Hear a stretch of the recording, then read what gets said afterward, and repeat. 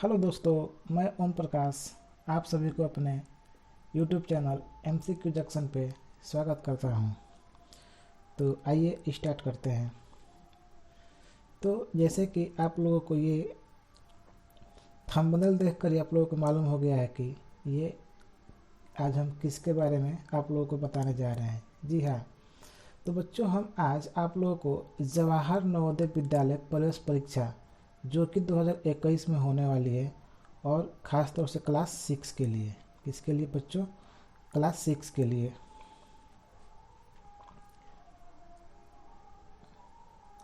Class 6 के लिए होने जा रही है को क्लास 6 के लिए बताने जा रहा हूँ। ठीक, तो आइए अब स्टार्ट करते हैं।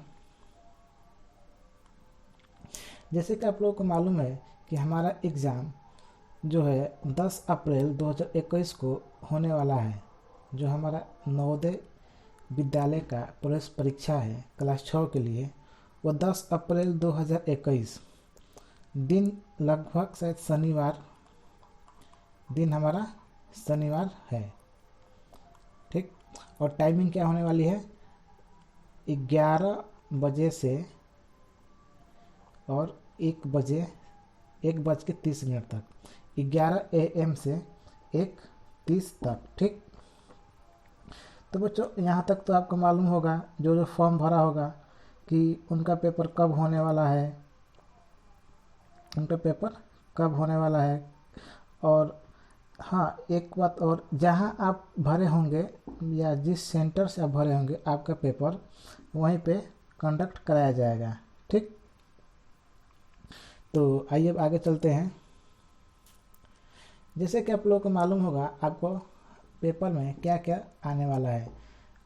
पहला आपका आएगा मेंटल एबिलिटी टेस्ट, मतलब इसको आप रीजनिंग भी कहते हैं। ठीक, ये जो आएगा आपका 40 क्वेश्चंस होंगे। रीजनिंग का आपको कितने क्वेश्चंस होंगे? 40, और उसका मार्क कितना होगा? 50। मतलब 40 क्वेश्चन 50 नंबर का, जो कि एक क्वेश्चन का कितना पड़ जाएगा? 1.25, मतलब 1.25 नंबर प्रति क्वेश्चन पड़ जाएगा। और अर्थमेटिक टेस्ट के लिए अर्थमेटिक का 20 क्वेश्चन आता है और वो 25 नंबर का। और लैंग्वेज टेस्ट, मतलब जैसे आप इंग्लिश लिए हैं तो इंग्लिश का क्या आएगा? इंग्लिश ग्रामर से आ जाएगा, और एक और पैराग्राफ आता है। और हिंदी से लिए हैं तो हिंदी ग्रामर आ जाएगा और पैराग्राफ, मतलब अपठित गद्यांश आता है। वो भी गद्यांश कितने होते हैं? 4 क्वेश्चंस होते हैं गद्यांश के, 4 गद्यांश होते हैं, और प्रत्येक गद्यांश में 5 क्वेश्चंस होते हैं। ठीक, इस तरह से 5-5 क्वेश्चन से कितना क्वेश्चन हो गया हमारा? इसका भी 20 क्वेश्चन। तो टोटल मिला के हमारा 80 क्वेश्चन होता है और 100 नंबर का होता है। ठीक, और ये हम लोगों का 2 घंटे का पेपर होता है। 2 घंटे के अंदर इसको पेपर को हमको क्या करना होता है? देना होता है। तो आइए थोड़ा एक बार हम सिलेबस की तरफ चलते हैं कि मैथ का सिलेबस क्या है, रीजनिंग का सिलेबस क्या है और हिंदी का सिलेबस क्या है। चलिए आगे बढ़ते हैं। मैथ का सिलेबस में देखते हैं।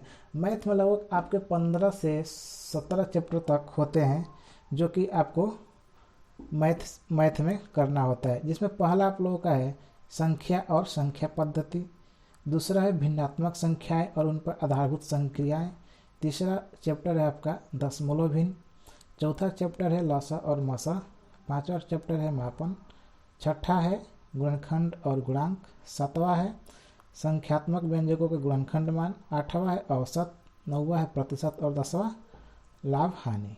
ठीक, 10वां कौन सा है? लाभ हानि। और आगे देखते हैं 11वां आपका साधारण ब्याज से आ जाता है, उसको एकीकृत नियम आ जाता है।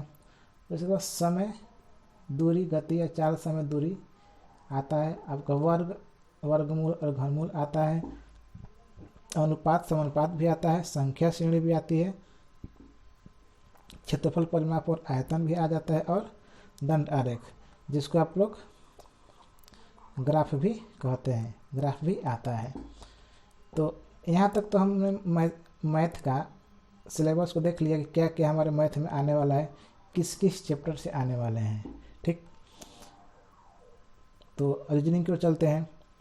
रीजनिंग का होता है, रीजनिंग जो हम लोग का क्वेश्चन आता है, हम लोग का क्वेश्चन 10 पार्ट में आता है, मतलब टोटल हम लोग को रीजनिंग में 10 चैप्टर्स कवर करने होते हैं और प्रत्येक चैप्टर से होता है 4 क्वेश्चन।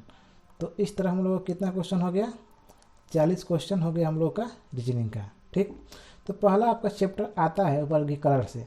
वर्गीकरण में क्या करना होता है, ठीक, ये कुछ क्वेश्चन से आपको हम बता दे रहे हैं। वर्गीकरण में जो ये 4 आकृतियाँ दी हुई हैं, इन चारों आकृति में से 3 आकृति किसी न किसी विधि से क्या होंगी, समान होंगी। किसी न किसी विधि से क्या होती है, समान होती है, और एक आकृति अलग होती है। तो जैसे आप इसमें देखकर आप खुद सोचिए कि इस पहली वाली आकृति में क्या अलग है। तो देखिए ए है, ई है, आई है और बी है। तो जैसे कि आप लोगों को मालूम होगा कि जो हमारे वॉवेल होते हैं, क्या क्या होते हैं, ए, ई, आई, ओ, यू। हमारे वॉवेल क्या क्या होते हैं, ए, ई, आई, ओ, यू। ठीक, तो हम देख रहे हैं कि हमारा ए, ई और आई, ये तीनों क्या है, वॉवेल है। तीनों क्या है, वॉवेल है। और हमारा बी जो है ये क्या है, हमारा बी है कंसोनेंट। ठीक, बी क्या है हमारा, कंसोनेंट।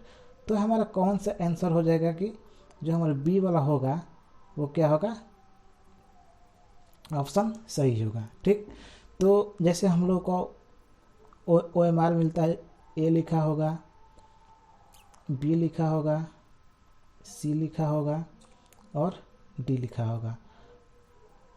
मान लीजिए क्वेश्चन नंबर हमारा पहला है यही। तो जैसे हमारा इसमें कौन सा ही है, डी। इस पहले क्वेश्चन सबसे अलग कौन सा है, हमारा डी अलग है। तो हम क्या करेंगे कि इस डी वाले को क्या करेंगे, हम इस डी वाले को रंग देंगे। ठीक, डी वाले को क्या करेंगे, अपने OMR में रंग देंगे। ठीक, आप लोगों को हम OMR के बारे में एक वीडियो बनाकर डालूंगा, जिससे आप लोगों को मालूम हो जाएगा कि पेपर में कैसा OMR आएगा। ठीक, और उसको कैसे भरना है। तो आइए अगला हम देखते हैं। पहला हमारा वर्गीकरण हो गया, अब दूसरा देखते हैं हम लोग।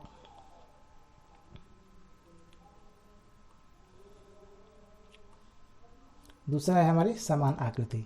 इसमें क्या करना होता है कि समान आकृति ढूंढनी होती है। जैसे ये हमारी समस्या आकृति है। ठीक, क्वेश्चन नंबर 1, क्वेश्चन नंबर 2। इसमें क्या होता है कि समस्या आकृति होती है और एक प्रश्न आकृति होती है, सॉरी उत्तर आकृति होती है।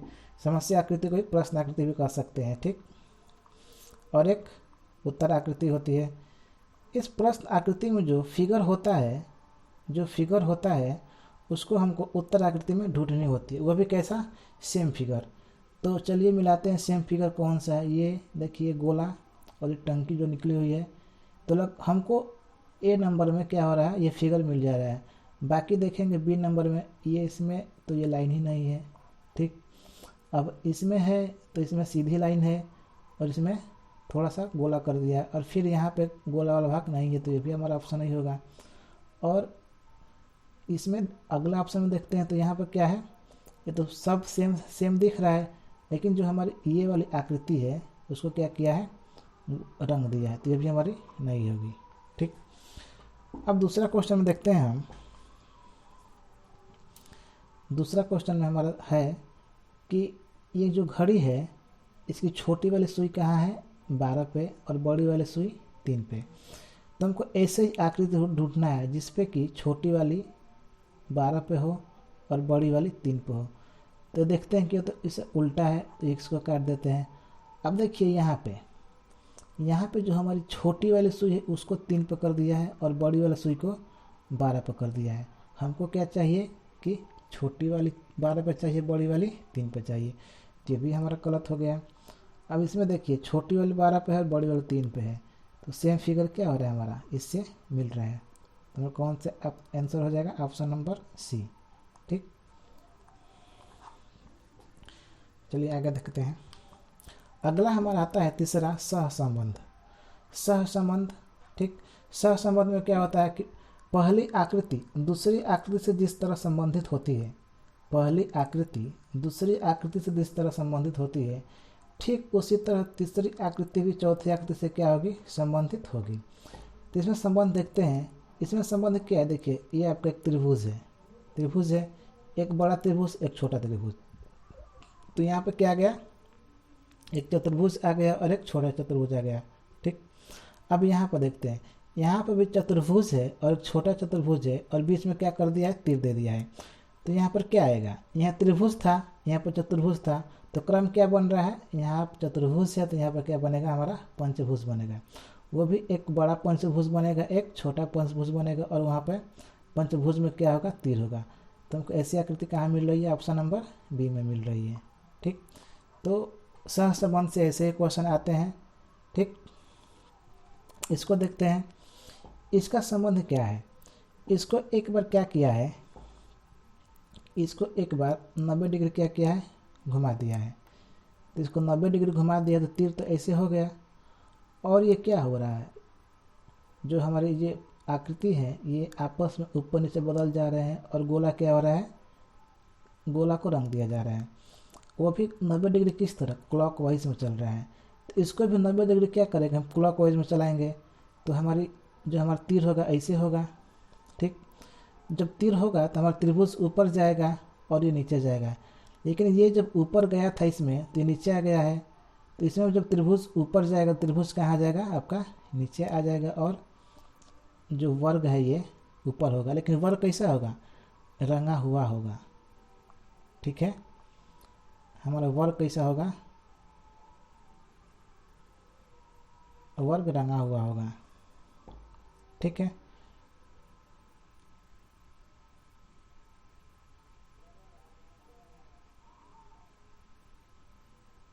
वर्ग नहीं, हमारा त्रिभुज रंगा हुआ, क्योंकि इसमें नीचे वाली आकृति को रंगा है, सॉरी इसमें नीचे वाली आकृति को रंगा है, तो इसमें किसको रंगेगा, त्रिभुज को ही रंगेगा, वर्ग को नहीं रंगेगा। ठीक, तो अगला देखते हैं।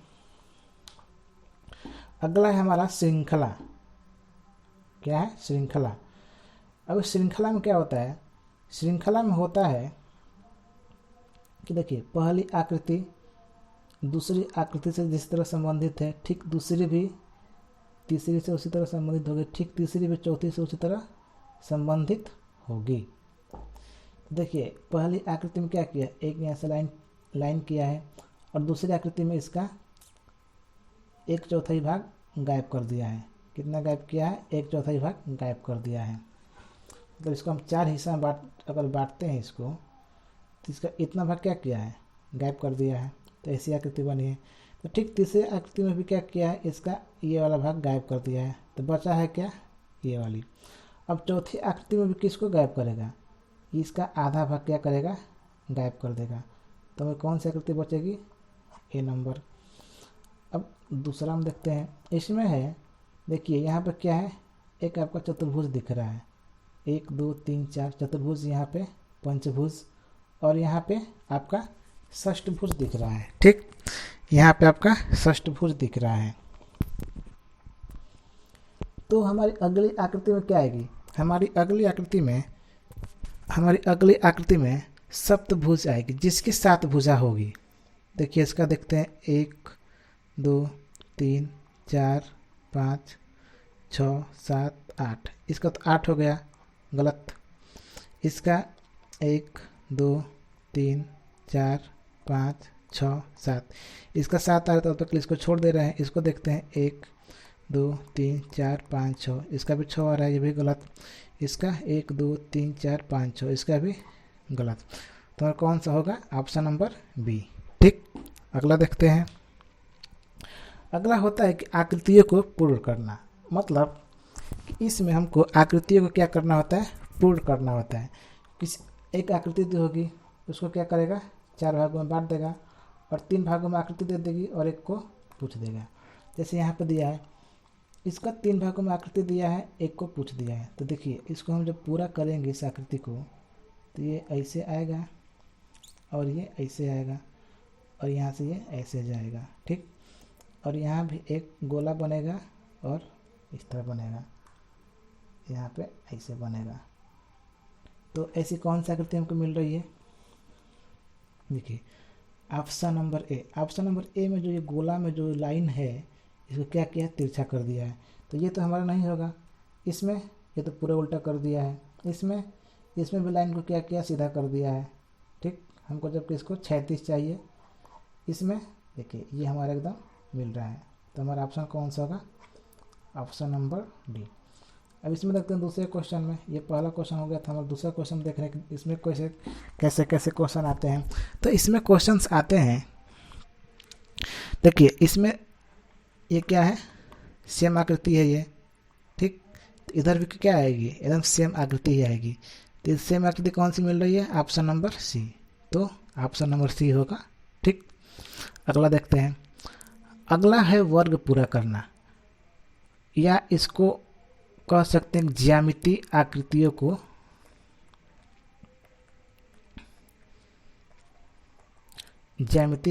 को पूर्ण करना।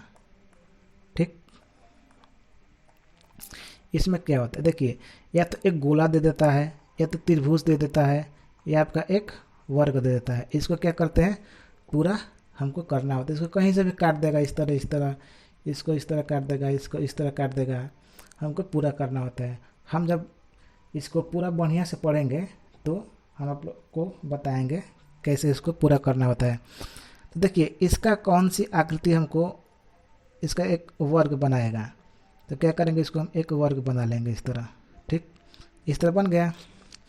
तब देखते हैं कैसे, तो हमको अब इस भाग को छोड़ देना है। ठीक, अब इसको हमको देखना है। अब इसको देखना है तो हमको कौन सी ऐसी आकृति दिख रही है। देखिए ये ठीक है, लेकिन हमको यहाँ पर नुकीला चाहिए। यहाँ पे कैसा है, नुकीला नहीं है, तो ये वाला गलत, ये वाला भी गलत। देखिए यहाँ पर नुकीला मिल गई है सही, और इसमें तो ये सब यहाँ पर हमको कुछ है नहीं, यहाँ पर नुकीला भाग दे दिया, तो ये भी गलत। हमारा ऑप्शन नंबर सी। ऐसे भी इसको देख लेंगे, ऐसे ही इसको, तो इसका कौन सा हो जाएगा, ऑप्शन नंबर बी। अगला देखते हैं, दर्पण प्रतिबिंब। दर्पण प्रतिबिंब या जल प्रतिबिंब। ठीक, दर्पण प्रतिबिंब में क्या करते हैं, किसी भी आकृति को या किसी अक्षर को क्या करता है, आपको एक दर्पण का आकृति दे देगा। ठीक, अब उसको क्या करना होता है, वो दर्पण में कैसा दिखेगा उसको हमको बताना होता है। तो ई देखिए ये सब तो क्या है, ये सब तो जल जैसा है, खत्म। इसमें देखिए ई है, तो ई यहाँ पे होगा लेकिन उल्टा होगा, तो ई यहाँ पे ई है, सीधा है, ये भी खत्म। तो कौन सा ऑप्शन है, ऑप्शन नंबर बी। और ये दूसरा क्वेश्चन देखते हैं। दूसरा क्वेश्चन है, जो दर्पण के पास है पास ही रहेगा, जो दूर है वो दूर रहेगा। ठीक, तो देखिए अब ऐसे आकृति कौन सी मिल रही है, ये यहाँ पे रहेगा। ठीक, ऐसा ऐसा ऐसा ऐसा। ठीक, तो देखिए यहाँ पर ऊपर लाइन दे दिया है, खत्म। ये इसका लाइन नीचे है, तो यहाँ भी कहाँ लाइन रहेगा, यहाँ से नीचे ही रहेगा। तो इसमें किस में मिल रहा है, ऑप्शन नंबर डी में आपको सिर्फ मिल रहा है। ठीक, आप टेंशन ना लीजिए, अगर इसका हम लोग डिटेल से पढ़ेंगे आगे। ठीक, बहुत डिटेल से पढ़ेंगे कि जिसको आप इसको चुटकियों में इसको आप पकड़ सकते हैं।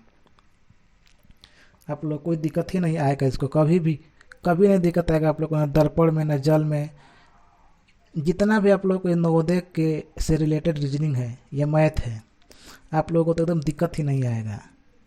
आइए देखते हैं, देखिए कागज़ मोड़ना और काटना। कागज़ मोड़ने और काटने में क्या होता है, दो टाइप के क्वेश्चन आते हैं। देखिए पहला टाइप का क्वेश्चन ये है, दूसरे टाइप का क्वेश्चन ये है।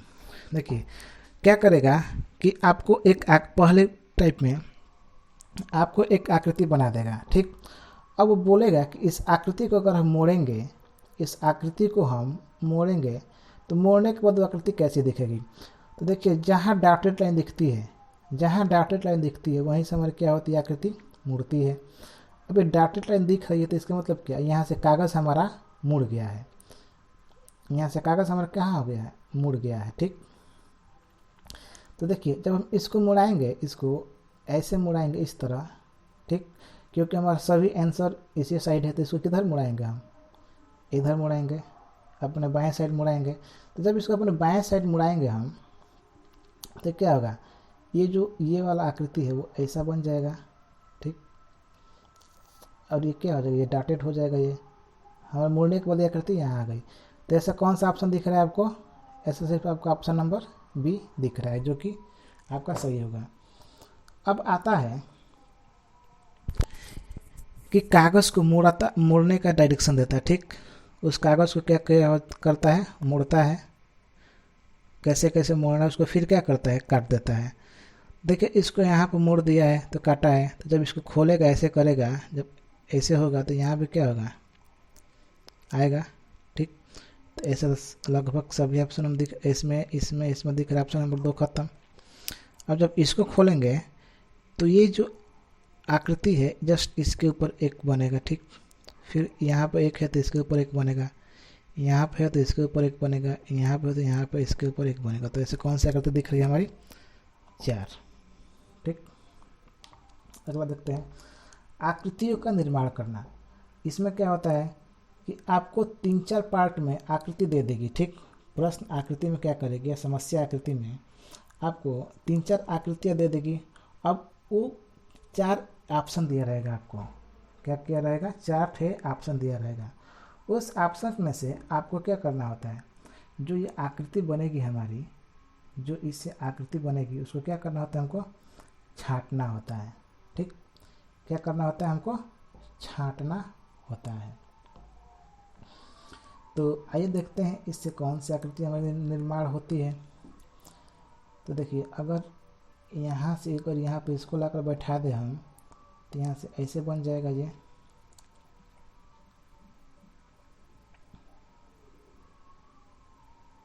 बन जाएगा, ठीक। अगर इसको इसमें मिला देंगे तो यहाँ से ये बन जाएगा, ठीक। अब यहाँ से देख रहे हैं हम, अब देखिए यहाँ पे क्या किया है, यहाँ पे टेढ़ा कर दिया है, यहाँ पे टेढ़ा कर दिया है। अगर इसको करेंगे तो ये भी हमारी आकृति नहीं बन पाएगी। ये वाला सब गलत। तो हमारी कौन सी आकृति होगी? आंसर नंबर हमारा कौन सा होगा? आंसर नंबर 1 ए। किसको मारेंगे हम? ए को मार देंगे, ठीक। अब इसको देखिए, इसको हम बनाते हैं तो पहले आकृति गिन लेते हैं। 1 2 3 4 5 5 आकृति है। हमको 5 आकृति उत्तर में भी चाहिए कि 1 2 3 4 5 1 2 3 4 5 1 2 3 4 5। आपको सभी में 5 आकृतियाँ है। देखिए, एक ये छोटा सा आयत, एक बड़ा सा आयत। तो छोटा सा आयत बड़ा सा आयत किस में दिख रहा है? सिर्फ हमको ऑप्शन नंबर बी में दिख रहा है। बस 2 से पकड़ लिए और किसी को मिलाने की जरूरत पड़ी नहीं पड़ी। तो इसीलिए करें कि आप टेंशन नहीं लीजिए, आपको एकदम बढ़िया से पढ़ा देंगे। जैसे आपका पेपर तो क्या एकदम 40 में 40 आपको रीजनिंग की हम गारंटी लेते हैं। तो आइए अगला देखते हैं। अगला है छिपी या सन्निहित आकृतियाँ। इसमें क्या होता है? तो सर इसमें जो होता है, 2 क्वेश्चन से हमारे, इसमें होता है जो समस्या आकृति होती है वो उत्तर आकृति में क्या होती है? छिपी होती है। समस्या आकृति कहाँ होती है? उत्तर आकृति में छिपी होती है। अब जो इस ऐसी आकृति है, जो ये हमारी आकृति है, ये दिख रही है आप लोगों को, तो इस आकृति को क्या किया जाता है? इस उत्तर आकृति में ढूंढा जाता है। तो सबसे पहले किसको ढूंढेंगे? जो ये हमारी लाइन है, जो ये हमारी लाइन है ये, ठीक। अब मान लीजिए हम यहाँ पे क्या कर रहे हैं, एक वर्ग बना दे रहे हैं। तो क्या होगा? लाइन हमको चाहिए इस कोने से इस कोने, मान लीजिए हमको विकर्ण चाहिए, इसका 2 विकर्ण। तो आपको 2 विकर्ण किसमें दिख रहा है? इसमें तो एक ही विकर्ण दिख रहा है, काम खत्म इसका। इसमें भी एक ही दिख रहा है, इसमें तो एक भी नहीं दिख रहा है, ऐसे ही काम खत्म। तो हमको ऐसे ये मिल गया। तब देखते हैं कि आकृति कहाँ है हमारी। देखिए, ये आकृति ये रही, यहाँ से ऐसे रही, यहाँ से ऐसे, यहाँ से ऐसे। क्या हुआ? हमको ये आकृति क्या हुई? मिल गई। इसको हम मिटा देते हैं, इससे कि आप लोग कुछ दिक्कत ना हो।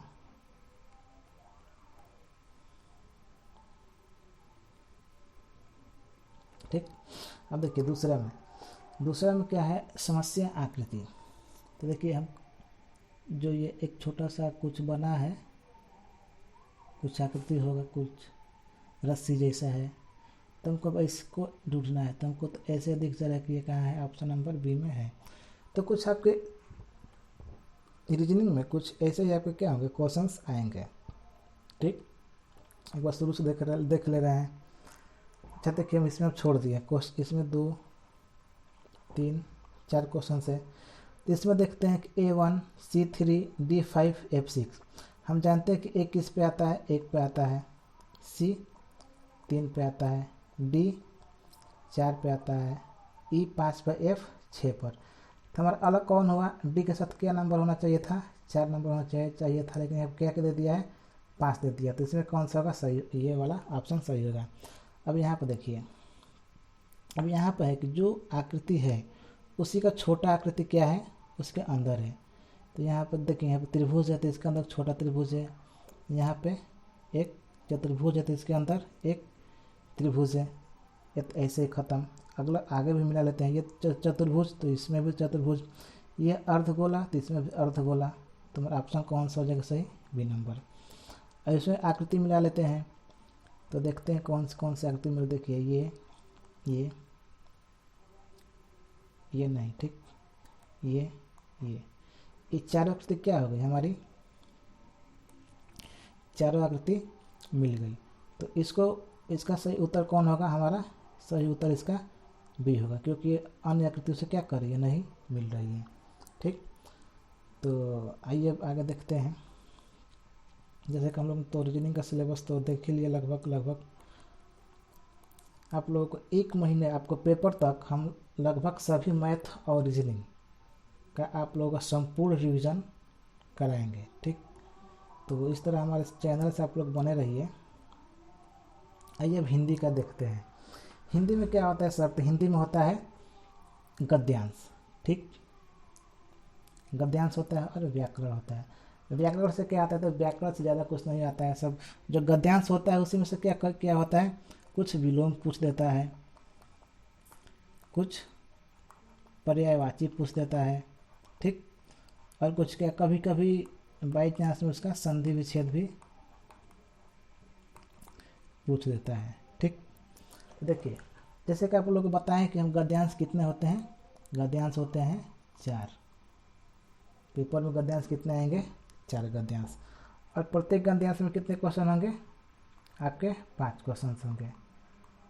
प्रत्येक गद्यांश में आपके 5 क्वेश्चन होंगे। ठीक, और इस गद्यांश में से जो ये क्वेश्चंस होंगे, जो आपको ये गद्यांश दिया होगा, इसी में क्या होंगे, ये सब क्वेश्चंस आपको एकदम मिल जाएंगे। तो इस गद्यांश को पढ़ करके आपको इन 5 क्वेश्चंस का क्या करना होता है, उत्तर देना होता है। ठीक, तो आइए एक आपको हम एग्जाम्पल दिखाते हैं। जैसे कि ये एक हमारा क्या है, एक गद्यांश है। ठीक, ये हमारा क्या है, एक गद्यांश है। और यहाँ पे 1 2 3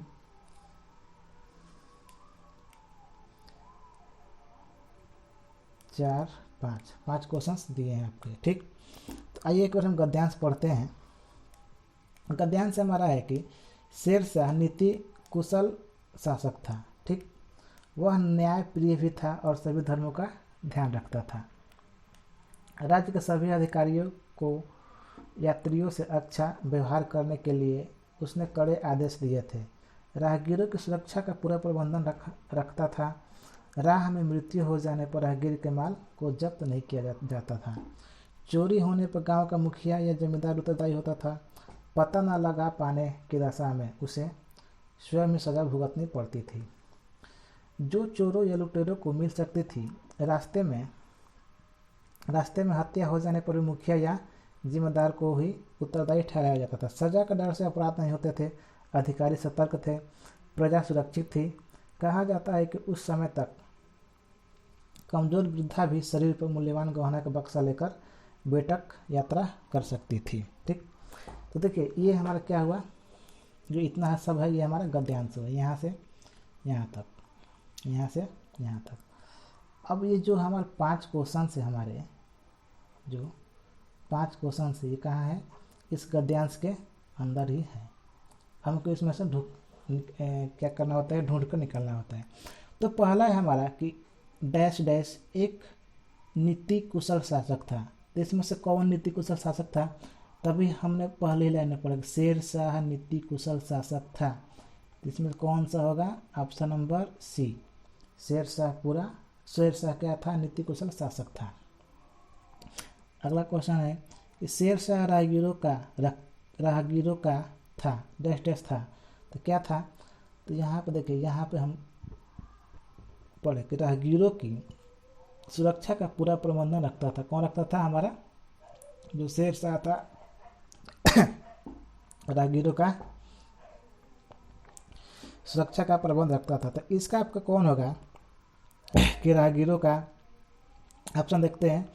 पूरा प्रबंधन रखता था, सामान लूटता था, माल जब्त कर लेता था और अपमान करता था। नहीं, ये सब 3 ऑप्शन क्या है? सब फालतू है। ठीक, तो हमारा ऑप्शन कौन सा होगा? ए, क्योंकि यहाँ पे खुद दे दिया है कि शेरशाह जो अपना राहगीरों का पूरा प्रबंधन रखता था। अगला क्वेश्चन, चोरी होने पर गांव का कौन उत्तरदायी होता था? कि यहाँ पर दिया है कि चोरी होने पर गांव का मुखिया या जमींदार उत्तरदायी होता था। तो यहाँ पर कौन होगा? मुकद्दम या जमींदार, तहसीलदार, प्रधान सेनापति और पंडित। ये पंडित जी कहाँ से आ गए? तहसीलदार का भी कोई इसमें रूल नहीं दिख रहा है। ठीक, कौन उत्तरदायी होता था? मुकद्दम या जमींदार। जो चोरी होने पर गांव का कौन होता था? मुकद्दम या जमींदार। शेरशाह के समय महिलाएं क्या थी? सुरक्षित नहीं थी, शोषित होती थी, आज़ाद एवं निडर थी, घर से बाहर निकलना पसंद नहीं करती थी। तो देखिए यहाँ पर इस लाइन में दिया है, बस थोड़ा इसको क्या किया है, थोड़ा शब्द को चेंज कर दिया। ठीक, क्या कहा है कि उस समय तक कमजोर वृद्धा भी सिर पर मूल्यवान गहनों का बक्सा लेकर बेटक यात्रा कर सकती थी। तो मतलब उस महिलाएं क्या थी? सुरक्षित थी, इसीलिए ना मूल्यवान गहना भी लेकर क्या करती थी? वो बेटक मतलब बिना किसी परेशानी के क्या करती थी? यात्रा कर सकती थी। तो इसमें शेरशाह से महिलाएं क्या थी? सुरक्षित थी, मतलब आज़ाद एवं निडर थी। क्या थी? आज़ाद थी एवं निडर थी। तभी ना बक्सा लेकर क्या कर रही है? एक वृद्धा औरत भी क्या करती है? कहीं भी यात्रा कर सकती थी। देखिए अगला है राहगीर का पर्यवाची। जैसे आपको हम पिछले में बताए थे, पिछले स्लाइड में, कि व्याकरण में विलोम, पर्यवाची, संधि विच्छेद या कुछ शब्द के क्या करते हैं? अर्थ भी पूछ देते हैं। ठीक, तो देखिए यहाँ पे क्या है हमारा है कि राहगीर का पर्यवाची शब्द क्या है? राहगीर मतलब क्या होता है? देखिए यहाँ पे रास्ता, पथ और मार्ग, ये तीनों किसका पर्यवाची हो जाएगा? हमारा तीनों का अर्थ क्या है? तो सर इन तीनों का अर्थ क्या होता है? हमारा रास्ता होता है, मार्ग मतलब भी रास्ता, पथ मतलब भी रास्ता, और रास्ता तो रास्ता ही है। तो राहगीर का पर्यवाची क्या होगा? पथिक। राहगीर का पर्यवाची क्या हो जाएगा? पथिक। तो हमको ऐसे ही क्या करना होता है? सभी गद्यांशों को पढ़ के उत्तर देना होता है। ठीक, तो आइए कुछ आप लोग कुछ जानकारी देना चाहते हैं।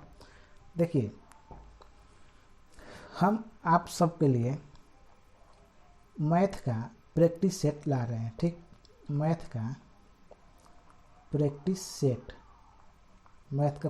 ला रहे हैं, जिसमें क्या होंगे? एकदम परीक्षा जैसा परीक्षा में क्वेश्चंस आते हैं, सेम टू सेम जितने 20 क्वेश्चन आते हैं 20 क्वेश्चंस होंगे। ठीक, हिंदी का भी 4 गद्यांश होंगे और उसमें से भी 20 क्वेश्चंस होंगे। ठीक, रीजनिंग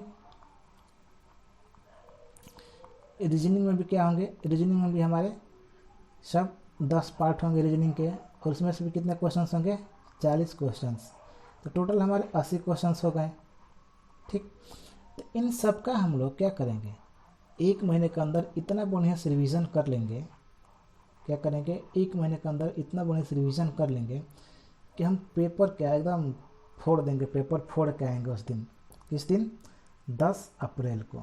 एकदम याद रख लेना, 10 अप्रैल को एकदम पेपर को क्या करना है? फोड़ देना है। तो देखिए एक तो ये चलेगा ही, साथ साथ आप लोगों को में चैप्टर वाइज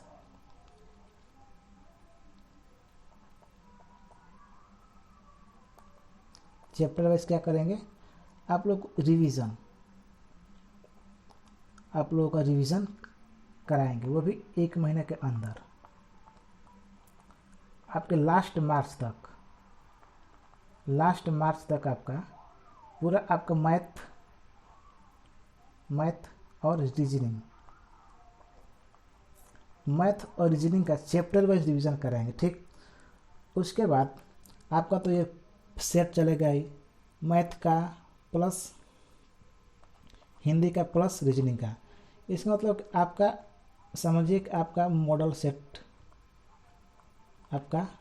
सेट चलेगा, ठीक, आपका मॉडल सेट चलेगा। तो इससे आप लगभग करीब 30 मॉडल सेट लगा लेंगे, हमारे साथ आप लोग 30 मॉडल सेट लगा लेंगे, तो आपका पेपर में एकदम एक्सपीरियंस हो जाएगा कौन क्वेश्चन कैसे करना है, ठीक।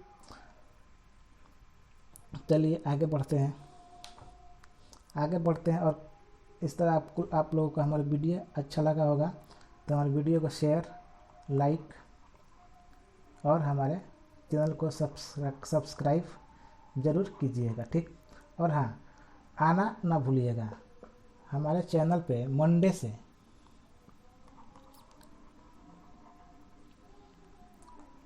मंडे से आप लोगों को लगातार वीडियो मिलने लगेंगी, ठीक। इसके लिए धन्यवाद।